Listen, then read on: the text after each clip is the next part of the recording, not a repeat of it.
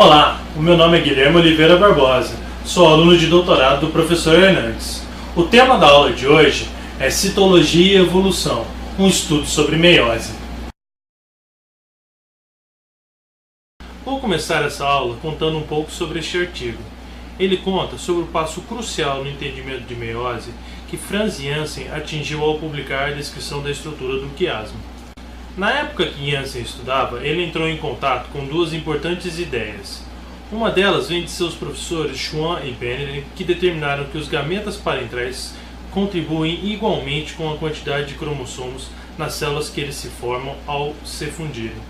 A outra ideia vinha do trabalho de Hugo de Vries, que estava redescobrindo a teoria de Mendel e propondo um possível papel dos cromossomos nesta teoria. Nesse cenário, August Weismann teve um papel fundamental lançando a teoria do germoplasma, uma teoria sobre hereditariedade, onde ele define que são as células gaméticas as responsáveis pela formação de um novo indivíduo, e não as células somáticas. Esse trabalho vinha por vez derrubar as hipóteses evolucionistas levantadas por Lamarck.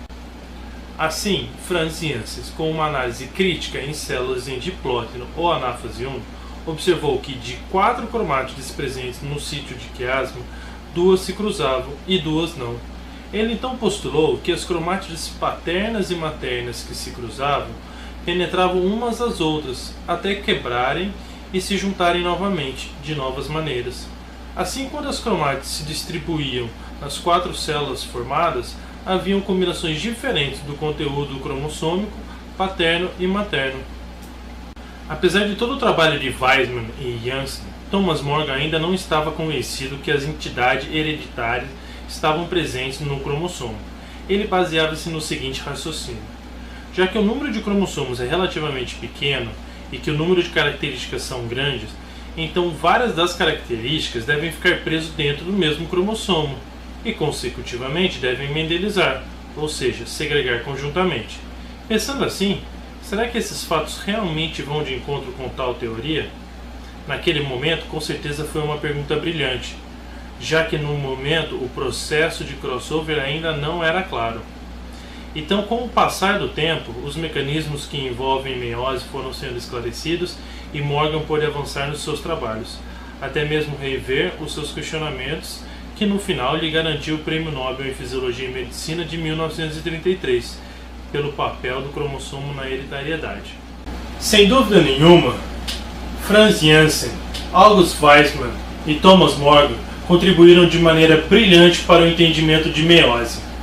E é agora, sobre meiose, que nós vamos aprofundar um pouquinho mais.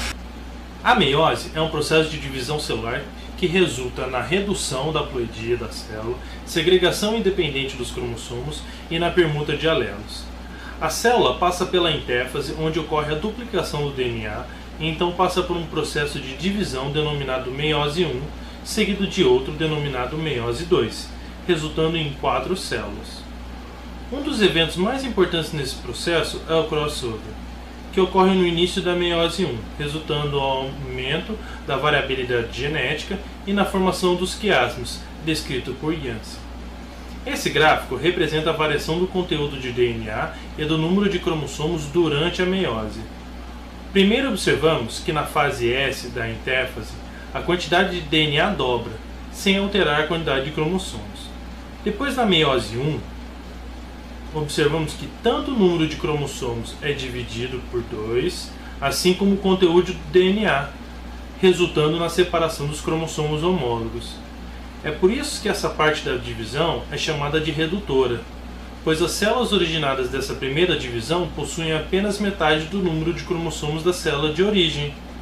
Por fim, na segunda divisão, o número de cromossomos não varia, e o conteúdo de DNA cai pela metade, em função da separação das cromátides irmãs, resultando em 4 células com ploidia reduzida, cromossomos paternos e maternos misturados aleatoriamente. Vamos analisar agora o que acontece dentro da meiose 1, a divisão reducional, com um pouco mais de detalhes. Essa divisão possui 4 estágios: prófase 1, metáfase 1, anáfase 1, telófase 1 e citocinese.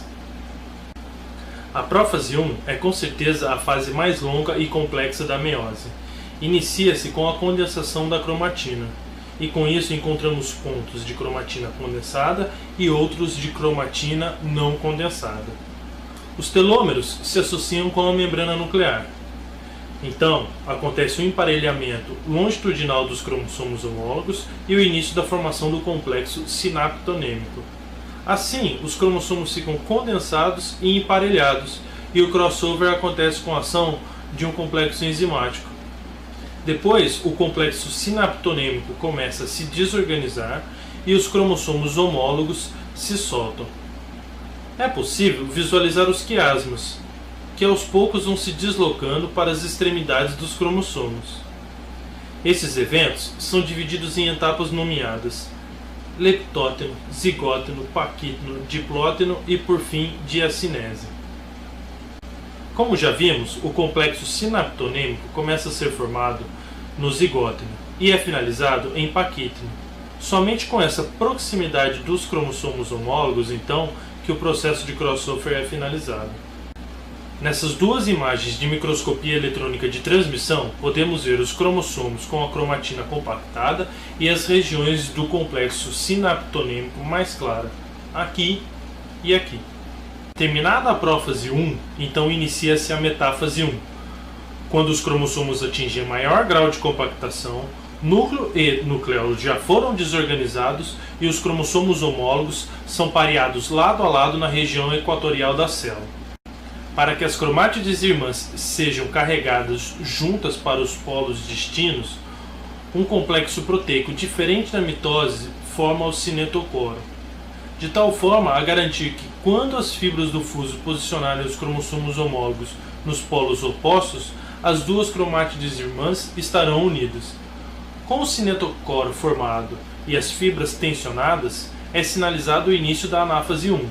Basicamente, para isso, é necessária a ativação do complexo promotor de anáfase, APC.